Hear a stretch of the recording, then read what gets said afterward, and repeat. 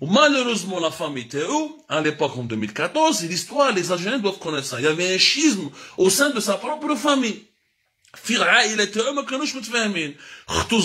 qui était la plus proche de lui, qui était pratiquement son infirmière, qui était pratiquement sa confidente, elle a fait un lobbying énorme pour que Abdelaziz se retire du quatrième monde, se retire du pouvoir. D'ailleurs, en 2014, lors d'un enterrement bière d'un proche qui était, ou d'une personne qui était proche de Zohr Bouteflika, lors d'un cimetière, elle parlait à des proches, elle criait, elle pleurait. Elle s'est disputée avec Saïd Bouteflika. Elle a rompu, elle n'a plus jamais parlé à Saïd. Parce que Zohr Bouteflika, c'est Saïd qui a absolument convaincu son frère, Belli doit rester au pouvoir, Belli c'est le meilleur président de l'histoire de l'Algérie, Belli c'est lui qui est le dépositaire du bonheur des Algériens, Belli c'est lui qui est le gardien de la paix en Algérie, وطلع له في راسه قال له ما لازمش تروح وتبقى ولازم تموت رئيس جمهورية واذا مت رئيس جمهورية لازم الشعب الجزائري يبكي عليك كما بكاو لي ماروكان على حسن II. Alors que Hassan II au Maroc était un monarque, était un roi. En Algérie, Bouteflika n'était pas un roi, l'Algérie n'a pas une monarchie, c'est une république. زور بوتفليقه ضربت مع السيد بوتفليقه على هذه العقليه هذه لازم نعرفوها هادو لي زالجيريان بلي صرا ان شيزم بوكو دو بارون دو بروش de cousins, de proches et d'amis même à Abdelaziz Bouteflika ne voulaient pas que Bouteflika reste au pouvoir. D'ailleurs, le général Toufik ne voulait pas que Bouteflika reste au quatrième mandat. Comment il s'appelle? Dahouad Qabliya, l'ancien ministre de l'Intérieur, qui était un proche de Bouteflika, il a pris ses distances parce qu'il était contre l'idée du quatrième mandat. Le quatrième mandat, c'est lui qui a déstabilisé l'Algérie. Aujourd'hui, Lyon vit 2010, ou sera vit 2019, ou sera en 2019, la prise du pouvoir par Gaïs Saleh, la militarisation du régime algérien, l'arrivée de Tebboune, dans des élections présidentielles tout à fait troublantes, illégitimes, la crise, la mauvaise gestion, la mauvaise gouvernance, tous les problèmes, le masaïb, tout le mosébet, gars, qui se sont abattus sur la tête des Algériens, tous ces problèmes découlent du quatrième mandat.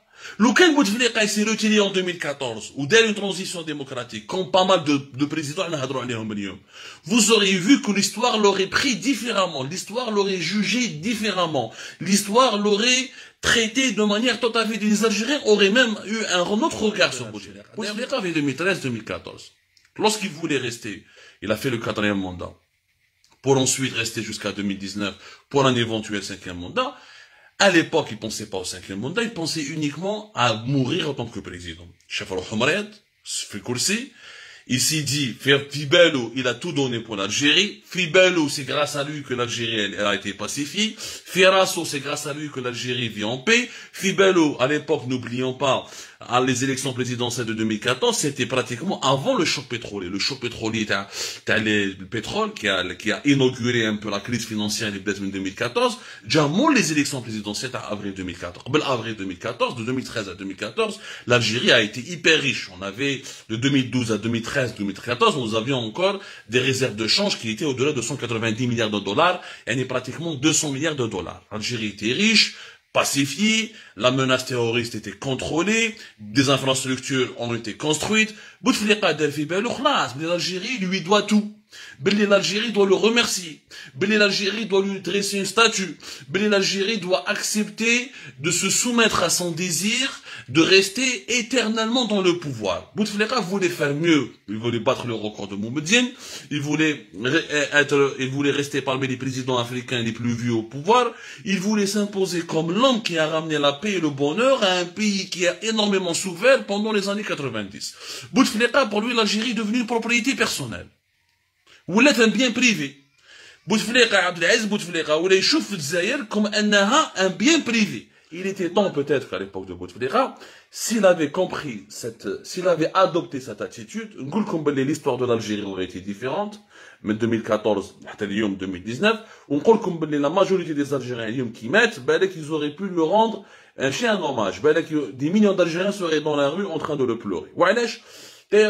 Parce qu'ils auraient, les Algériens d'ailleurs depuis 2014, parce que le mal de l'Algérie n'a pas commencé uniquement avec Abdelaziz Bouteflika, mais s'est aggravé depuis 2014. À l'âge 2014, parce que 2014, on a eu l'occasion ratée de faire une transition. On a eu un homme malade, qui a voulu s'accrocher au pouvoir, qui a voulu s'accrocher aux commandes du pays, qui était prêt à donner, à déléguer certaines de ses prérogatives à son frère, vraiment, qui a vraiment essayé, qui a délégué carrément certaines de ses prérogatives à son frère, à Saïd Bouteflika, et qui a voulu juste terminer le 5e mandat pour mourir en tant que président. Bouteflika, الحلم تاعو انه يموت رئيس جمهورية.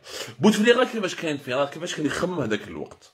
C'est très important pour l'histoire, pour que les générations futures, parce que apprennent cette vérité-là, parce que nous devons tirer les leçons. Il suffit pas, on n'est pas dans l'insulte, dans l'invective, des gens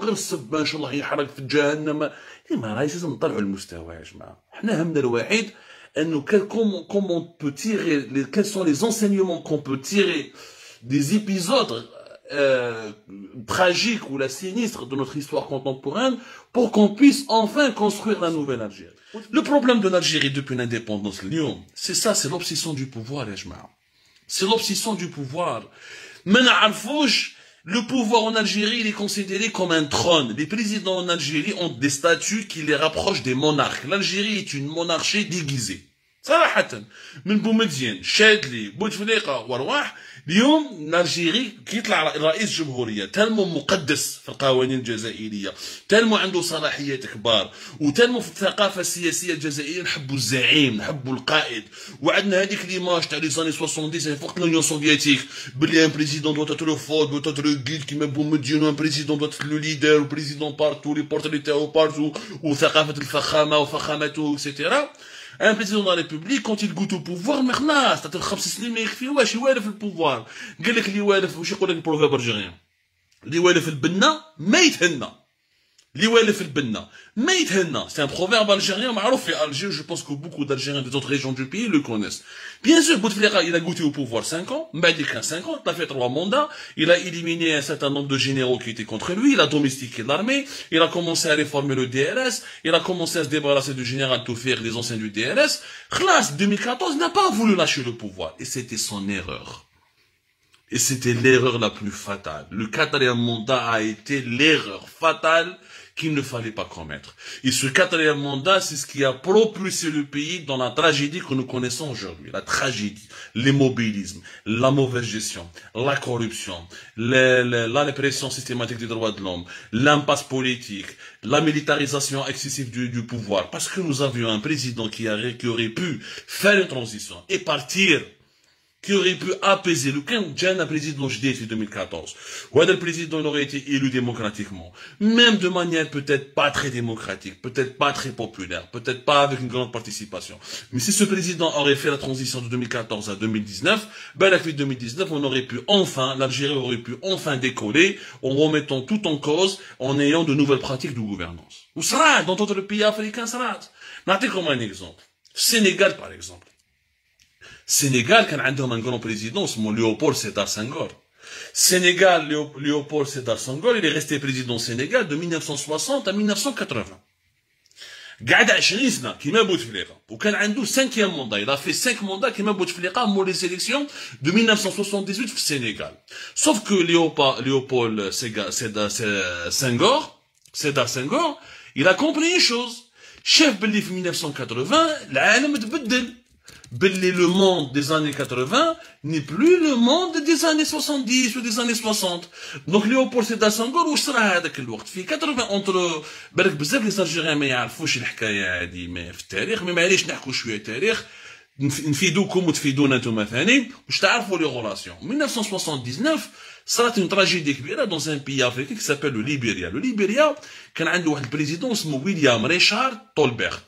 William Richard Tolbert. William Richard Tolbert, c'était un leader panafricain, il était connu, mahboub mshabtao, etc. Sauf qu'à partir de 1979, il y avait une grande crise politique, la famine commençait à s'installer au Libéria, il y avait la mauvaise gestion, la corruption, gagne bzaf le pouvoir. C'est ça, quand quelqu'un reste longtemps au pouvoir, il a les bonnes choses, mais aussi les mauvaises choses. Le président du Libéria, a le pouvoir depuis 1971. Donc, William Richard Tolbert, de 1971 jusqu'à la fin des années 70, ça va, le Libéria se portait bien, il était un leader panafricain, mahboub pour l'organisation de l'Union africaine. Mais 79, là, il n'a pas fait les bonnes réformes, il n'a pas géré pris les bonnes décisions, le pays était pratiquement en faillite. Zodmo, il des militaires qui n'avaient pas été payés. Parce que il dormait avec sa femme dans sa maison, dans sa résidence présidentielle. C'était le 12 avril 1980. Zadmo des soldats, où c'était un simple sergent-chef. Un simple sergent-chef, Samuel Doé, il a fait une mutinerie où il a le président. Parce que, les soldats n'ont pas été payés. Ou le bled قلبت كاع. سنغور كي شاف الحكايه هذه قال لك انا علاش خلص عليا كيما انايا هذا تاع ليبيريا ويليام ريشارد تولبرت. Senghor خمم قال لك انا راني كبير même s'il était il avait 76 ans ou 75 ans si je me trompe pas, il était encore jeune يعني jeune attention, je veux dire il était en bonne santé, il était pas jeune, enfin contrairement à d'autres présidents. Après qu'on les présidents en Afrique ils s'estiment totalement jeunes. Mais Senghor شاف الحكايه كيفاش ولات خاف على روحو قال لك انا je préfère partir par la grande porte et laisser ma place propre au lieu d'avoir un coup d'état ويصرالي كيما صارلي في ليبيريا. كما هذا le président libérien كما صرات له. واش دار؟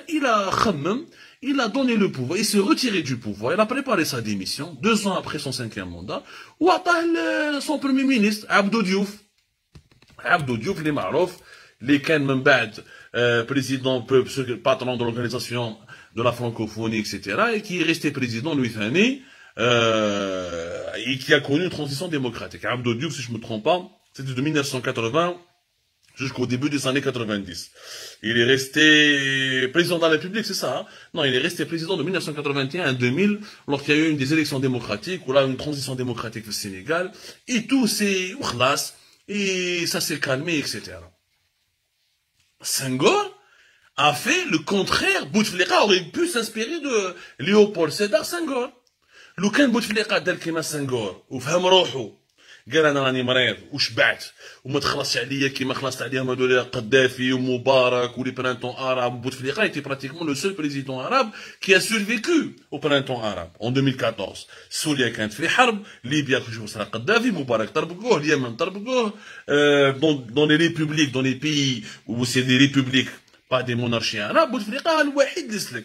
Mais normalement, il aurait dû tirer la leçon, il aurait pu se retirer.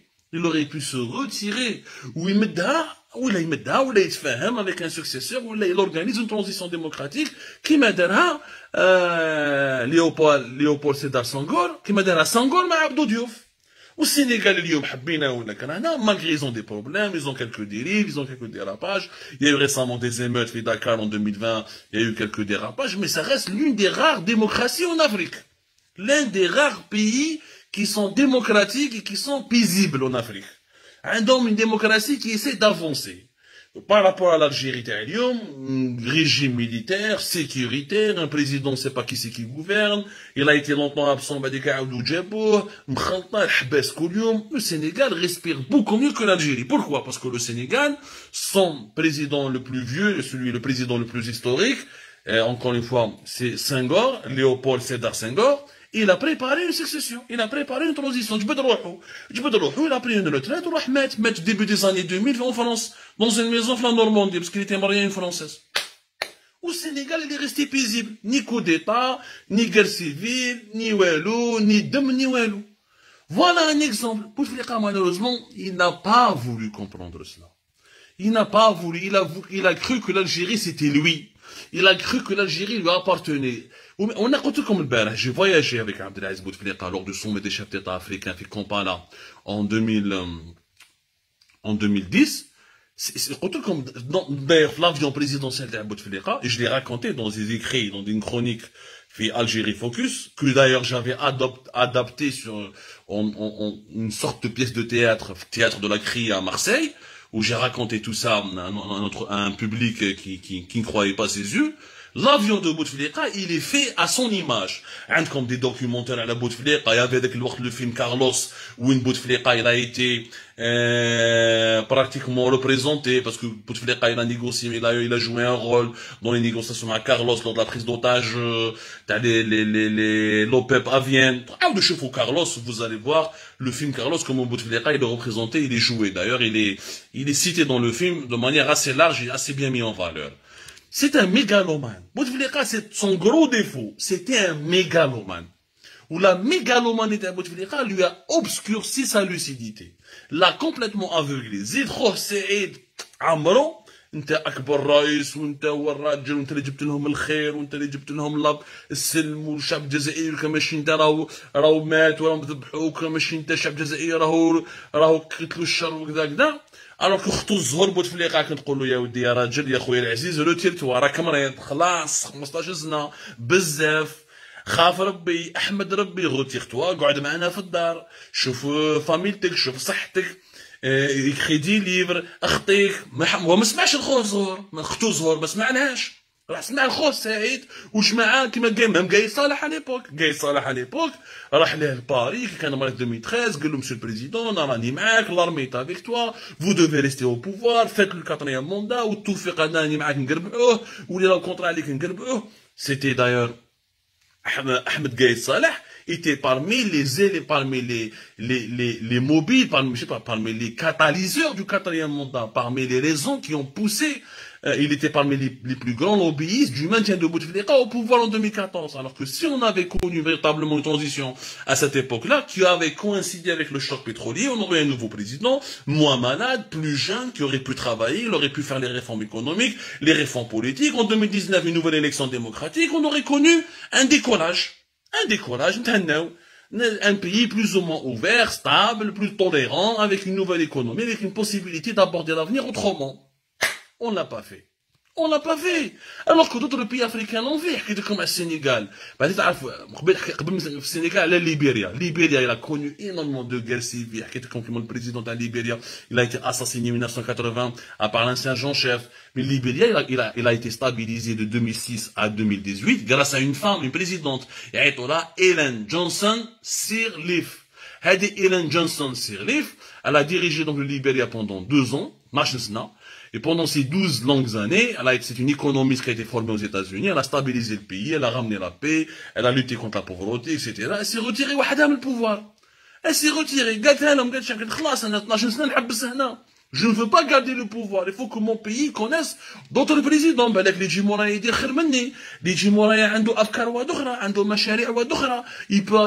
peut sauver le pays, il peut apporter au pays davantage. Madame Ellen Johnson, c'est l'une des rares, mesdames, il faut vraiment la saluer, madame Ellen Johnson Sirleaf, elle est très connue, elle fait des livres, elle écrit dans la presse anglo-saxonne, elle écrit dans ses articles, ses contributions sont traduites en français. Elle a même adressé récemment, je pense qu'en 2018 ou en 2019, elle a fait une tribune où elle demande aux chefs d'État africains de partir. Aux chefs d'État africains de partir et de laisser la place à des plus jeunes. هذه صارت في ليبيريا un autre pays africain اللي بالك ما تعرفوش بزاف لي زالجيريان صارت فيه une transition démocratique c'est le Cap Vert. Le Cap Vert كان عندهم واحد البريزيدون يعيطوا له بيدرو بيريز. هذا بيدرو بيريز il était pas pendant 10 ans في البوفوار كان premier ministre 1975 jusqu'à 1991. Pedro Pérez حاولوا تقراو عليه في Cap Vert. Cap Vert un petit pays des îles en Afrique. Ancienne colonie portugaise. De 1975 à 1991, Premier ministre. Qui a comme le pouvoir, il a fait qu'un mandat. Début des années 2000, وبعد راح. خلاص. كي قالوا لي يا ودي ريح قال لهم انا ما نريحش. C'est bon. J'ai fait mon devoir. J'ai fait mon devoir. J'ai fait un mandat ونجي رايح. Il a donné le pouvoir, il y a eu une transition démocratique. Le Cap-Vert, c'est pas un paradis de la démocratie et des droits de l'homme, mais c'est un pays qui évolue parmi les pays les plus tolérants, les plus tranquilles, les plus calmes par rapport à d'autres pays africains où la répression, les guerres civiles, les dictatures les plus atroces, où les droits de l'homme sont bafoués. Et c'est ça ce que nous payons aujourd'hui, c'est l'obsession du pouvoir. Et cette obsession du pouvoir n'a pas changé. تبون انا نقولها لكم لو كان ماشي ما كاينش لا بانديمي de la Covid-19 ولو كان ما مرضش وما راحش l'Allemagne قعد il est resté à l'étranger plus de 6 mois. Il a battu le record de Abdelaziz Bouteflika quand il était hospitalisé lui en France en 2013. لو كان تبون ما مرضش وما كاينش لا بانديمي de la Covid-19 وما كاينش pratiquement un risque de faillite financière généralisée والله غير يتحلالو ويقعد دوزيام موندا يقعد دوزيام موندا ومن بعد هو قال لهم ما نبدلش الدستور بصح باش يدير ان موندا والله العظيم لو كان ما مرضش وما عندوش مشاكل ماليه واقتصاديه و لو بيي ني با فريمون entre ses mains s'il pouvait avoir tous les pouvoirs entre ses mains il serait resté un deuxième mandat il aurait pu rester un deuxième mandat وبالك هو ثاني كيترافيكي الدستور اللي داروه هو يقول لك نزيدوا فيها troisième mandat والكلون تاعو يقول لك هي حتى كيموت ونالجيري اللي يحكم البوفوار شوفوا à tous les échelles l'Algérie son problème il est mental. Tous les Algériens, c'est des dictateurs finalement, ont leur fort intérieur. Nous avons un problème. حنا اللي يحكم la responsabilité يحكم يقعد فيها. كاين دي جون يحكموا بلديات يحب يريح حياته كاع هو امير. كاين اللي يحكم دي كلوب سبورتيف يحب يكون هو ديريكتور تاع هو الباترون دو سو كلوب جوسكا لا فان دو سيجور. كاين اللي يحب يقعد بي دي جي حياته كاع. كاين اللي يحب يقعد مينيستر وكان يلقى المينيستر يولي يفا لو بريفاتيزي بات فيه ويعرش فيه. C'est ça le problème de l'Algérie يا جماعه. C'est ça le grand problème de l'Algérie. C'est cette obsession du pouvoir. Mais on n'a pas la conviction qu'à un moment donné, il faut lâcher. Il faut accepter la transition. Il faut l'alternance au pouvoir. Les 2 mandats limités. Parce que maintenant, ça n'a pas été appliqué. Mais à part Zerouel qui s'est retiré du pouvoir, tout le reste, c'est des présidents, c'est des chefs d'État ou là des dictateurs qui sont restés le plus longtemps possible, y compris les Boumediennes. Même les Boumediennes, quand il a parce que Masraq, etc., où il a essayé de construire le pays, il avait une vision, contrairement à d'autres. Mais Chedli aussi, s'il n'avait pas été poussé à la démission par la hiérarchie militaire au début des années 90, il aurait aimé rester encore au pouvoir et mourir président. C'est l'obsession du pouvoir, Yajma. L'obsession du pouvoir. Et le pouvoir, quand un dictateur veut durer longtemps, veut rester longtemps aux commandes du pays, il veut s'approprier de tout ce qui est précieux dans ce pays, comme la corruption, les abus de pouvoir, l'oligarchie, les inégalités.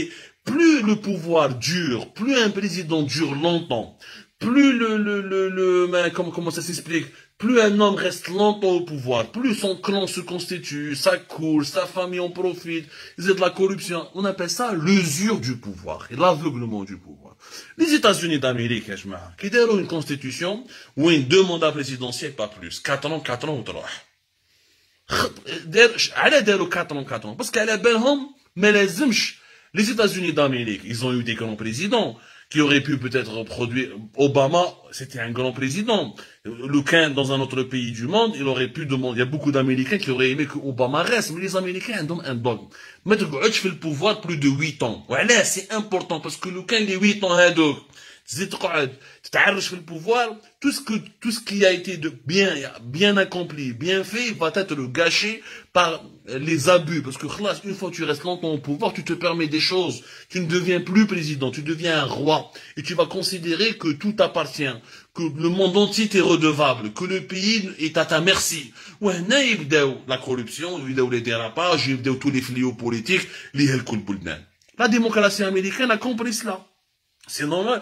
Les États-Unis, qui ont le meilleur bilan du monde, grâce aux 2 mandats, parce que les pays développés, contrairement aux pays sous-développés, les pays sous-développés, ils comptent sur la figure du Zahim, de l'Qa'id. Zama, c'est l'homme messianique, c'est la figure messianique. Zama, c'est Rajul Islik al-Blad.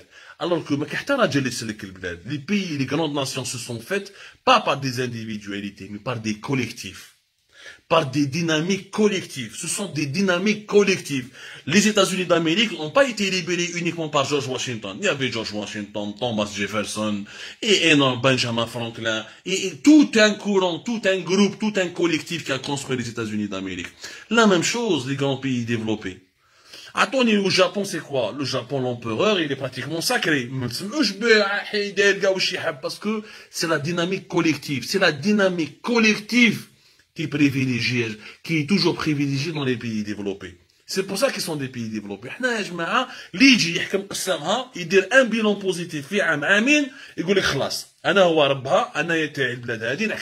et c'était ça le grand crime de Bouteflika. Et s'ils font enterrer Bouteflika, il faut l'enterrer définitivement en enterrant cette obsession du pouvoir, cet égocentrisme, cet individualisme, cet aveuglement, cette obsession à vouloir cette obsession qui pousse les dirigeants algériens à identifier l'État comme étant une partie prenante de leur corps, ou là, comme quoi l'État est leur propriété privée. لو كان ما نبدلوش هذه العقليه نبقاو ديما متخلفين ونبقاو ديما في المشاكل الاجتماعيه والاقتصاديه ونبقاو ديما دون اون امباس de sous-développement, une impasse de crise politique successive. نبقاو فيها ديما. Donc nous n'avons pas organisé une transition démocratique, à savoir un président il fait un seul mandat ويروح ما لحقناش.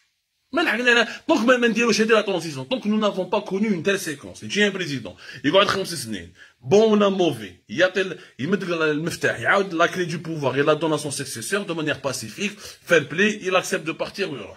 C'est ça le signe de la maturité d'un pays. C'est ça le signe de la maturité d'un pays. Tant que cela ne s'est pas encore produit en Algérie, nous resterons toujours un pays qui sera clochardisé. Maintenant, il faut reconnaître que Abdelaziz Bouteflika a une énorme responsabilité. Il a ouvert toutes les portes des abus. Donc, les Jimour Bouteflika, le raïs li حطوا النظام الجزائري كيما النظام هو جاب بوتفليقه وبعد بوتفليقه دار على النظام ودار النظام تاعو.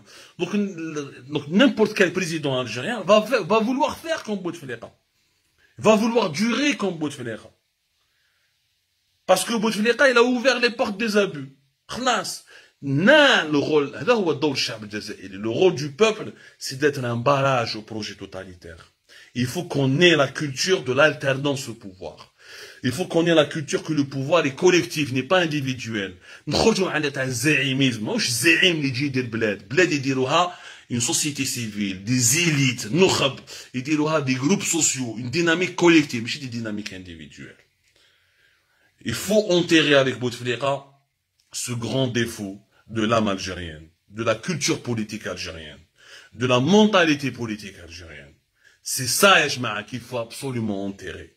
وما زلنا فيها وانا نقول لكم بلي ولي يجي مور تبون ما ولا تبون تنحى اللي حطه في بلاصتو والله ما يريح ان موندا يسي يريح دو ويزيد يكثر تروازيام موندا ويخلط في الدستور. On a géré la constitution, c'est comme c'est une feuille qui est totalement, c'est une feuille, une simple feuille totalement qu'on peut salir, qu'on peut déchirer, qu'on peut changer, qu'on peut réécrire comme on veut. La constitution n'a rien de sacré en Algérie.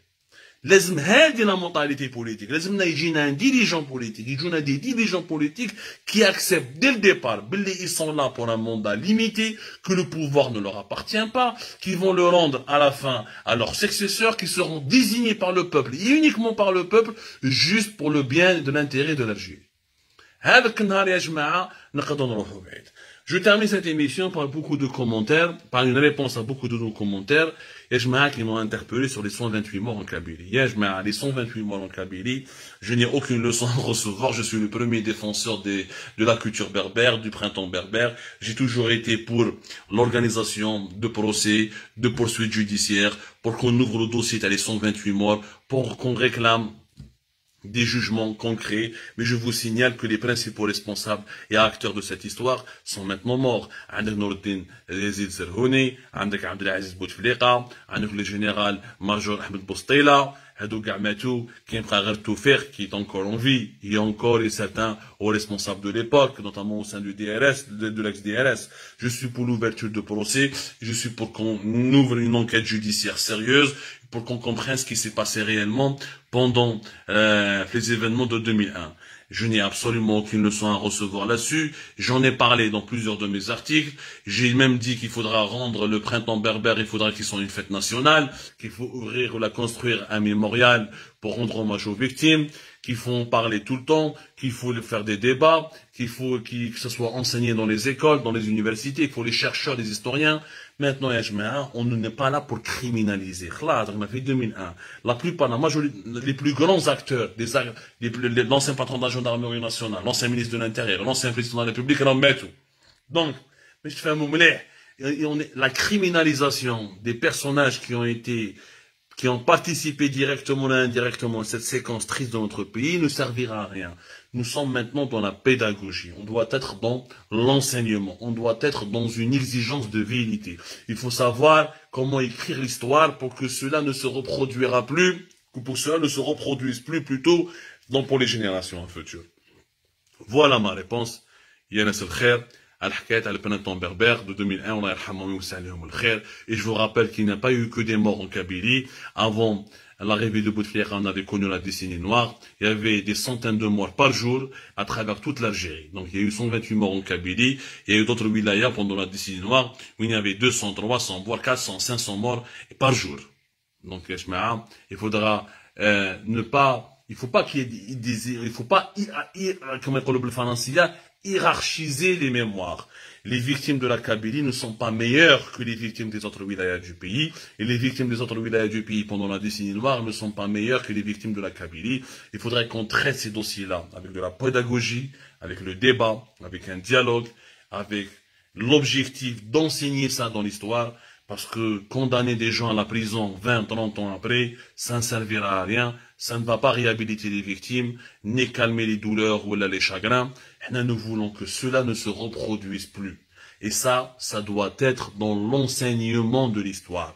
On doit enseigner l'histoire. On doit rendre hommage aux victimes, accabler les coupables, écrire l'écriture de l'histoire. On doit écrire l'histoire pour que chacun sache ce qui s'est passé réellement في بلادنا. C'est comme ça qu'on pourra aborder l'avenir de meilleure manière. Je vous remercie énormément et je vous dis à demain, Inch'Allah.